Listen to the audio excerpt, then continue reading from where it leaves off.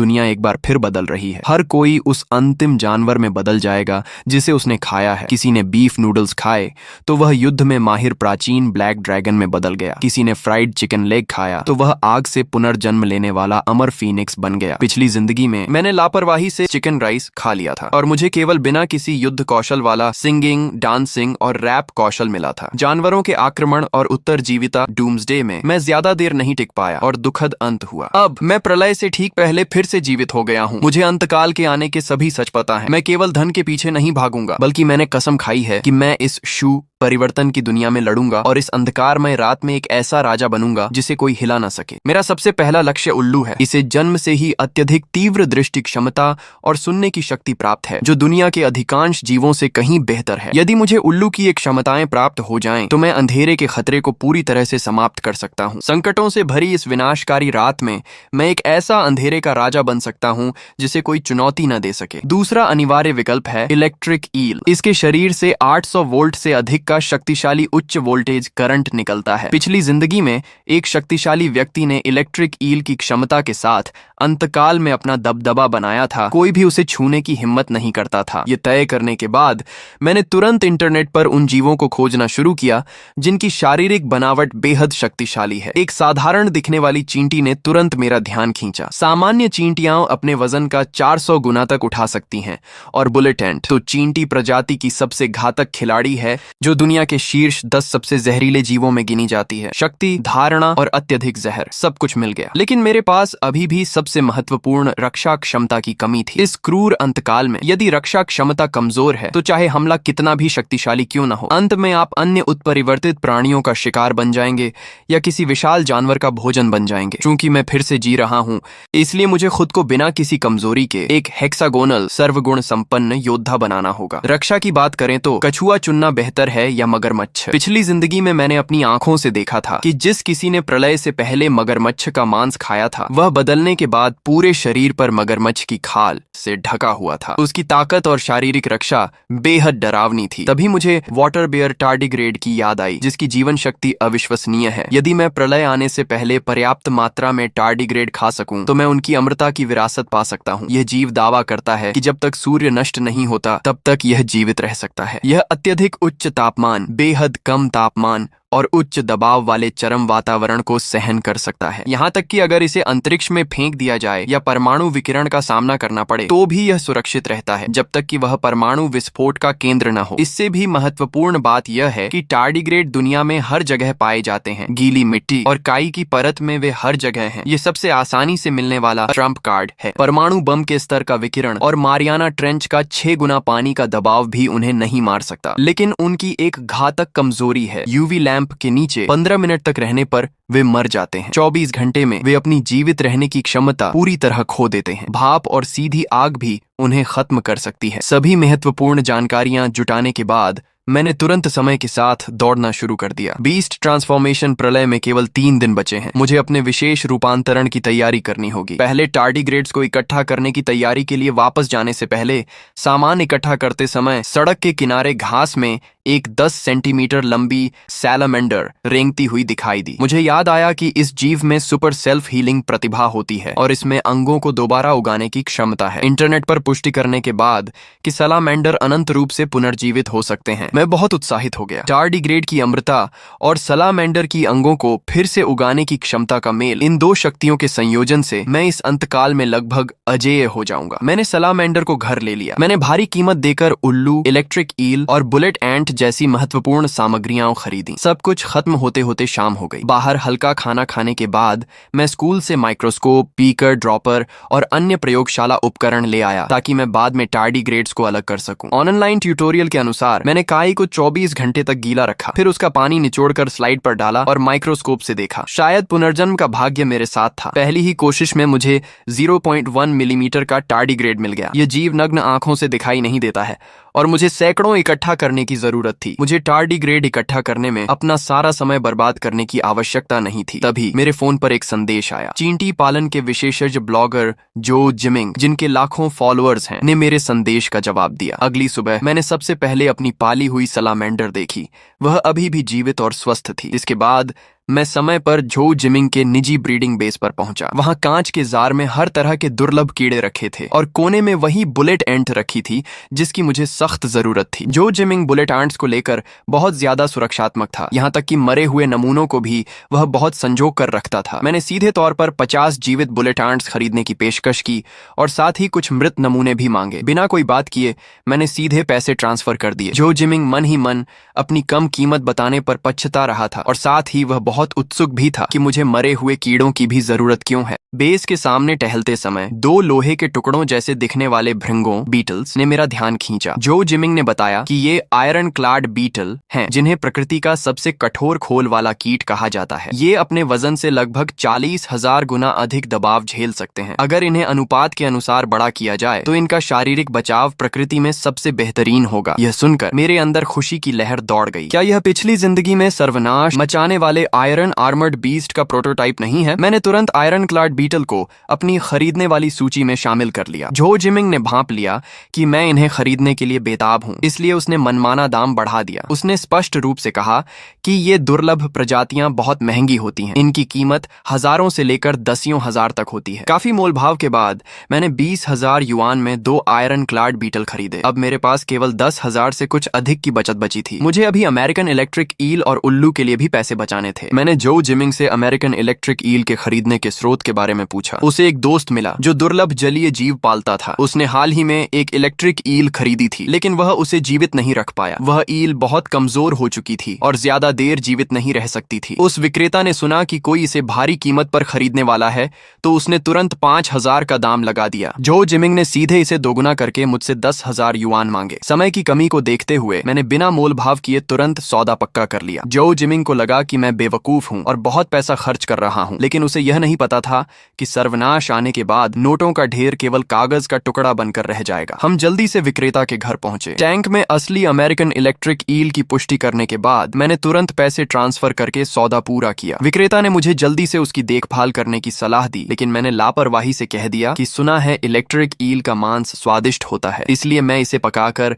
खाने की योजना बना रहा हूँ। ये सुनकर दोनों दंग रह गए और उन्हें अपना दाम कम रखने पर पछतावा होने लगा। चूंकि मैं शहर में ही था, मैं सीधे पेट शॉप मार्केट गया और एक पालतू उल्लू खरीदा। जंगली उल्लू संरक्षित प्रजाति हैं और उनका व्यापार करना मना है, लेकिन पालतू उल्लू में भी बेहतरीन नाइट विजन और सुनने की क्षमता होती है, जो मेरी जरूरतें पूरी करने के लिए काफी था। 3,000 युआन में मैंने सबसे अच्छे उल्लू को खरीद लिया। इसके साथ ही मेरी सभी मुख्य बीस्ट ट्रांसफॉर्मेशन सामग्री पूरी हो गई। जब मैं घर लौटा तो खरीदी गई अमेरिकन इलेक्ट्रिक ईल मर चुकी थी। मुझे कोई दुख नहीं हुआ। मैंने उसे तुरंत साफ किया और फ्रीजर में रख दिया, यह सोचकर कि सर्वनाश से ठीक पहले इसे पकाकर खाऊंगा। इस पल मैंने बीस्ट ट्रांसफॉर्मेशन के मूल नियमों को पूरी तरह समझ लिया था। दुनिया के लोग सोचते हैं कि सर्वनाश के दिन शरीर में बिना पचे मांस के अंश सर्वनाश की ऊर्जा से संक्रमित होकर व्यक्ति को उस जानवर की क्षमता दे देंगे, लेकिन यह केवल ऊपरी दिखावा था। बीस्ट ट्रांसफॉर्मेशन का असली सच आज तक किसी ने नहीं जाना था। उसके बाद मैंने टार्डिग्रेड वाटर बेयर्स इकट्ठा करना बंद कर दिया। बीस्ट ट्रांसफॉर्मेशन के दिन पेट में किसी अन्य मांस के अवशेष न रहें, यह सुनिश्चित करने के लिए मैंने अगले 2 दिनों तक केवल शाकाहारी भोजन किया। उस समय मेरे पास 6,000 की बचत बची थी, इसलिए मैंने वह भी खर्च कर दी और कस्बे की लोहार की दुकान से हथियार खरीदा। इसके बाद मैंने मगरमच्छ का मांस, उच्च कैलोरी वाली चॉकलेट और एक मैकेनिकल पॉकेट वॉच खरीदी। सर्वनाश के बाद बिजली पूरी तरह से कट जाएगी और दिन रात का अंतर करना मुश्किल होगा। केवल मैकेनिकल घड़ियां ही समय को सटीक रूप से नियंत्रित कर सकती हैं। घर लौटने पर मैंने मारे गए टार्डिग्रेड्स को सील कर दिया, साधारण चींटियों को भूनकर पीस लिया और उन्हें चींटी चॉकलेट में बदल दिया ताकि उन्हें खाना आसान हो। मैंने 5 किलो मगरमच्छ के मांस के पकौड़े बनाए और उसे अपनी पिछली जिंदगी की टीचर को दे दिया, जिन्होंने मेरी मदद की थी। मैंने सभी खरीदी गई सामग्री की सूची बनाई। पालतू उल्लू, मृत अमेरिकन इलेक्ट्रिक ईल, 50 जीवित बुलेट चींटियां और कुछ मरी हुई 2 आयरन क्लैड बीटल और सील किए हुए टार्डिग्रेड। सब कुछ फ्रिज और स्टोर रूम में करीने से रखा था। अपने घर में इन बेमिसाल पत्तों कार्ड्स को देखकर मेरा मन स्थिर हो गया। पिछली जिंदगी में मैं असफल रहा और दूसरों का शिकार बना। इस जिंदगी में मेरे पास 10 शीर्ष बीस्ट ट्रांसफॉर्मेशन क्षमताएं हैं और मैं निश्चित रूप से सर्वनाश में हलचल मचा दूंगा। मैंने सीखे गए बीस्ट ट्रांसफॉर्मेशन नियमों के अनुसार क्रमबद्ध तरीके से भोजन किया। पहले मैंने विशेष रूप से बनाई गई बुलेट चींटी चॉकलेट खाई। गर्म मांस पेट में जाते ही गर्मी पूरे शरीर में दौड़ गई। 1000 पाउंड की महाशक्ति और जहरीले डंक की मूल शक्ति धीरे धीरे शरीर में घुल गई। इसके बाद मैंने आयरन क्लाड बीटल का मांस खाया। खोल सख्त और रूखा था, जिसे निगलना बहुत मुश्किल था। मैंने हिचकी को दबाते हुए दांत पीसकर उसे निगल लिया। एक ही पल में पूरे शरीर की त्वचा और मांसपेशियां खिंच गईं। एक अदृश्य भारी कवच पूरे शरीर पर छा गया। चरम दबाव को सहन करने वाली भौतिक सुरक्षा की मूल शक्ति धीरे धीरे मेरे शरीर में जड़ जमा गई। इसके बाद मैंने मगरमच्छ के मांस के पकौड़े खाए। 8 जंगली जानवरों की शक्ति पूरे शरीर में दौड़ गई। तराजू जैसी कठोर त्वचा, काटने की क्षमता और करीबी लड़ाई की पशु प्रवृत्ति विकसित हुई। अंत में मैंने उल्लू और इलेक्ट्रिक ईल का मांस खाया। अपनी योजना के अनुसार सभी शीर्ष बीस्ट ट्रांसफॉर्मेशन स्रोतों को अपने पेट में सुरक्षित कर लिया। पूरी प्रक्रिया के दौरान मैंने सावधानी बरती कि कोई अन्य मांस न खाऊं, यह सुनिश्चित करते हुए कि मेरा पेट पूरी तरह साफ रहे। भोजन करने के बाद मैंने सावधानी से कुल्ला किया और कुछ भी नहीं खाया। चुपचाप वैश्विक बीस्ट ट्रांसफॉर्मेशन आपदा के आने का इंतजार करने लगा। शाम के समय आसमान अचानक अंधेरा हो गया। पूरा आकाश अजीबोगरीब गहरे बैंगनी बादलों से ढक गया। हवा भारी और स्थिर थी, जिससे लोगों की छाती में घुटन महसूस हो रही थी। सड़कों पर अभी भी शोर था। लोग हंस रहे थे और घूम रहे थे। अनगिनत लोगों को नहीं पता था कि अंत आ रहा है। वे अभी भी बारबेक्यू और मिठाई खाने में व्यस्त थे। उन्हें यह नहीं पता था कि वे जो भोजन कर रहे हैं वही उनके जीवन की सर्वनाश क्षमता की ऊपरी सीमा तय कर देगा। आधी रात को ठीक 12 बजे एक अदम्य गड़गड़ाहट पूरी दुनिया में गूंजी। बिना किसी शोर के यह हर व्यक्ति की आत्मा के गहरे हिस्से में विस्फोट की तरह महसूस हुई। सर्वनाश की ऊर्जा नीचे गिरी। वैश्विक बीस्ट ट्रांसफॉर्मेशन आधिकारिक तौर पर शुरू हो गया। अदृश्य कंपन ने स्वर्ग और पृथ्वी को भेद दिया। बैंगनी बादलों ने नीचे दबाव डाला। सड़क की लाइटें पागलों की तरह जलने बुझने लगीं और अंत में टूट गईं। एक पल में शोर भरी रात की दुनिया पूरी तरह से अनंत सन्नाटे और अंधेरे में डूब गई। केवल अजीब सी ठंडी सांस गलियों में तैर रही थी। सन्नाटा केवल आधा सेकंड तक रहा। पास ही में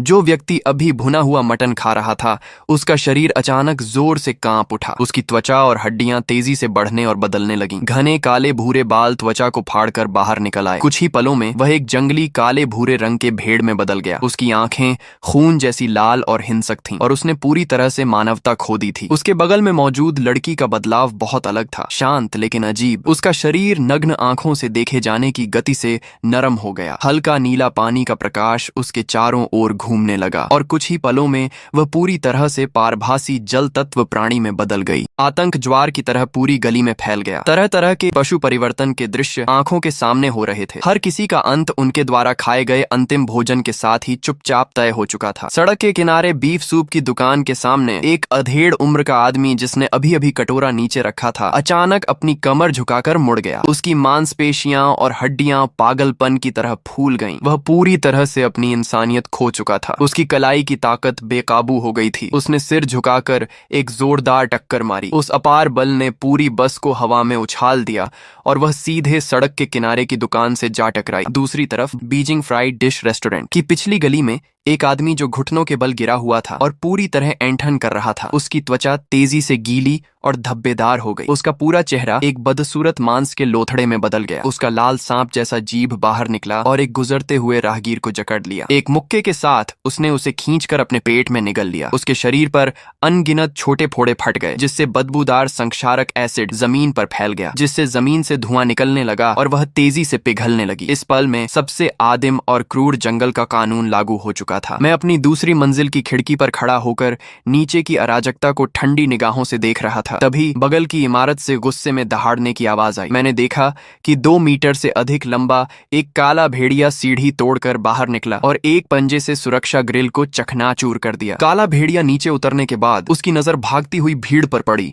और उसने एक अकेली लड़की को निशाना बनाया। वह उस पर झपट पड़ा। वह लड़की डर के मारे कांप रही थी और दौड़ भी नहीं पा रही थी। ऐसा लग रहा था कि वह भेड़िए का शिकार बन जाएगी। आसपास के लोग केवल अपनी जान बचाने में लगे थे। किसी की हिम्मत उसे रोकने की नहीं थी। मेरी आंखों में ठंडक थी। हालांकि मैं शुरू में ही अपनी ताकत नहीं दिखाना चाहता था, लेकिन बेबसों को मरते हुए देखना मेरी फितरत नहीं थी। यह मेरे लिए अपने प्रतिभाओं के साथ अपनी वास्तविक शक्ति को परखने का एक अच्छा मौका था। ये सोचकर मैं नीचे गया और 8 किलो का भारी हथौड़ा अपने हाथ में ले लिया। मेरा शरीर हिला। रात का दृश्य मेरी नाइट विजन क्षमता के कारण दिन जैसा साफ था। कानों में हवा की आवाज और यीशु विचित्र जानवरों की धड़कनें साफ सुनाई दे रही थीं। कदमों की आहट के साथ मैं सीढ़ियों से बाहर निकला। मेरी गति सामान्य पशु परिवर्तित लोगों से कहीं अधिक थी। उस समय वह काला भेड़िया ईशो उस लड़की पर झपटने ही वाला था। मेरे आने की आहट सुनकर उसने अपना सिर घुमाया और उसकी लाल आंखों ने मुझे निशाना बना लिया। उसने एक धीमी चेतावनी भरी दहाड़ निकाली। मैंने एक हाथ में हथौड़ा पकड़ा हुआ था। मेरे पूरे शरीर पर सूक्ष्म बिजली की लहरें तैर रही थीं और मेरा भारी कवच अदृश्य रूप से मेरे पूरे शरीर को ढके हुए था। मैंने उसे ऊपर से नीचे की ओर ठंडी निगाहों से देखा। शांत हो जाओ, दफा हो जाओ। काला भेड़िया ईशो मेरे शरीर से निकली अजीब सी ऊर्जा से सहम गया। एक पल के लिए हिचकिचाया, लेकिन फिर उसकी हिंसक प्रवृत्ति जाग गई। उसने अपने चारों पैरों से जमीन पर जोर दिया और खून की गंध वाली हवा के साथ मेरी ओर झपटा। मैं बिल्कुल नहीं हिला। मेरे शरीर के अंदर की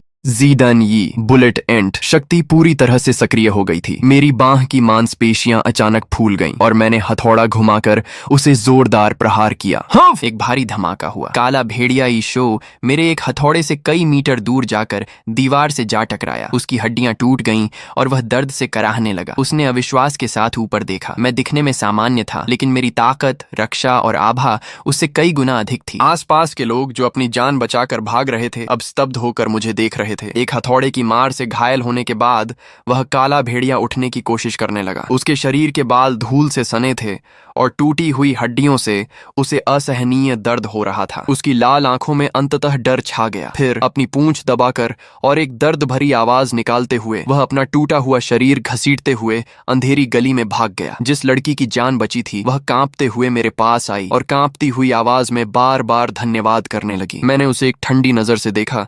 मेरी आवाज में कोई भाव नहीं था। धन्यवाद मत कहो, अंत के समय में केवल खुद पर ही भरोसा किया जा सकता है। अपना ख्याल रखो। इतना कहकर मैं उसकी ओर ध्यान दिए बिना अपने घर की ओर मुड़ने लगा। लेकिन कुछ ही कदम चलने के बाद गली के दोनों ओर की झाड़ियों और कोनों के साए से फुसफुसाहट और तेजी से चलने की आवाजें सुनाई देने लगीं। मेरे उल्लू जैसी तेज सुनने की क्षमता ने तुरंत खतरे को भांप लिया। अगले ही सेकंड नाखून के आकार की अनगिनत काली चींटियां हर तरफ से निकल आईं और गली के बीच में पागलपन की तरह बढ़ने लगीं। वे जहां से भी गुजर रही थीं, वहां की घास भी खाकर खत्म हो रही थी। उत्परिवर्ती चींटियों का झुंड। विपत्ति की ऊर्जा ने न केवल इंसानों को संक्रमित किया था, बल्कि सड़क पर चल रहे लोगों को भी तुरंत घेर लिया। चीखों का सिलसिला शुरू हो गया। लड़की डर के मारे पीली पड़ गई और मेरे पीछे छिप गई। उसकी आवाज कांप रही थी। बहुत सारी चींटियां हैं, हम क्या करें? क्या हम यहाँ मर जाएंगे? मेरी आंखें ठंडी थीं। मेरे पूरे शरीर पर नीली बिजली की चिंगारियां चमकने लगीं। बढ़िया, इन उत्परिवर्ती चींटियों पर अपनी गाओ या लेई दियान उच्च वोल्टेज बिजली प्रतिभा की शक्ति को आजमाते हैं। मैं वहीं खड़ा रहा। मेरा मन शांत था। मेरे शरीर के अंदर से 800 वोल्ट की उच्च वोल्टेज बिजली अचानक निकली और मेरे पैरों के जरिए जमीन में समा गई। जे एक तीखी बिजली की आवाज आई। नीली बिजली मेरे चारों ओर से फैल गई। जो चींटियां बिजली के संपर्क में आईं, वे तुरंत काली पड़ गईं और ढेर होने लगीं। हवा में जलने की गंध फैल गई। लेकिन चींटियों का झुंड बहुत बड़ा था। जो आगे वाली मरती, पीछे वाली बिना डरे आगे बढ़ती रहती। केवल रेंज वाली बिजली का हमला बहुत धीमा था। मैंने तुरंत अपनी रणनीति बदली। जहरीली प्रतिभा तुरंत सक्रिय हो गई। मेरी उंगलियों के पोरों से हल्का बैंगनी रंग का जहर चमकने लगा। बिजली के साथ मिलकर मेरे 3 मीटर के दायरे में जो भी चींटी आती, वह या तो बिजली से मर जाती या तुरंत जहर से। साथ ही घड़ियाल की दोहरी रक्षा पूरी तरह सक्रिय थी। भले ही कोई चींटी मेरे ऊपर चढ़ती, वह मेरे लोहे जैसे सख्त शरीर को नहीं काट सकती थी। टार्डिग्रेड की कभी न मरने वाली प्रकृति और हमेशा रहने वाली जीयू स्वयं ठीक होने की प्रतिभा ने मुझे बेफिक्र बना दिया था। भले ही मैं गलती से घायल हो जाता, मैं तुरंत ठीक हो जाता। कुछ ही मिनटों बाद मेरे पैरों के नीचे चींटियों की लाशों का एक मोटा ढेर बन गया, जिसने एक दीवार की तरह काम किया। मेरे पीछे छिपी हुई लड़की मुझे इतनी आसानी से खतरे को टालते हुए देखकर आश्चर्य और प्रशंसा से भर गई थी। चींटियों के झुंड के खतरे को हल करने के बाद जैसे ही मैं उससे जाने के लिए कहने वाला था, दूर से ही दहाड़ने की एक कान फोड़ देने वाली आवाज आई। मैंने देखा कि 3 मीटर लंबा एक विशाल कुत्ता, जिसके दांत बाहर निकले हुए थे, मेरी ओर भागता हुआ आ रहा था। उसके पीछे 1 दर्जन लोग हाथ में लाठी और हथियार लिए हुए थे, जिनकी आंखों में क्रूरता थी। वे इस कुत्ते का शिकार करके संसाधन लूटना चाहते थे, लेकिन अगले ही सेकंड स्थिति पूरी तरह उलट गई। विशाल कुत्ते ने अचानक मुड़कर सबसे आगे वाले व्यक्ति को पंजा मारा और उसका गला काट दिया। खून हर तरफ छिड़क गया। बाकी लोग डर गए और अपनी जान बचाकर भागने लगे। एक व्यक्ति को मारने के बाद विशाल कुत्ते की नजर गली पर पड़ी और उसने मुझे निशाना बना लिया। शायद उसने भांप लिया था कि मैं साधारण नहीं हूँ। उसने एक दहाड़ मारी और मेरी तरफ झपट्टा। उसकी गति अविश्वसनीय थी। मेरी आंखें गहरी हो गईं। मैं मुसीबत नहीं मोल लेना चाहता था, लेकिन मुश्किलें पीछा नहीं छोड़ रही थीं। चूंकि वह खुद ही मौत को दावत दे रहा है, तो इस उच्च स्तरीय यीशु कुत्ते पर अपनी सभी प्रतिभाओं को एक साथ मिलाकर अपनी पूरी ताकत आजमाने का यह सही मौका है। यह सोचकर मैंने 8 किलो का भारी हथौड़ा मजबूती से पकड़ा। ज़ीदान यी की दैवीय ताकत पूरी तरह से सक्रिय हो गई। मेरी बाहें थोड़ी तन गईं और मेरे शरीर के चारों ओर बिजली लिपट गई। मैं वहीं खड़ा होकर उसके आने का इंतजार करने लगा। आसपास के सभी बचे हुए लोग अपनी सांसें रोककर यह सब दूर से देख रहे थे। वह विशाल कुत्ता पलक झपकते ही मेरे पास पहुंच गया। उसने अपना खून का प्यासा मुंह खोला और तीखी गंध के साथ वह मुझ पर झपटा। आज के लिए बस इतना ही। अगर आप लोग इसका पार्ट 2 देखना चाहते हैं तो कमेंट में पार्ट 2 लिखें। लाइक और सब्सक्राइब करना मत भूलना। मिलते हैं अगली वीडियो में।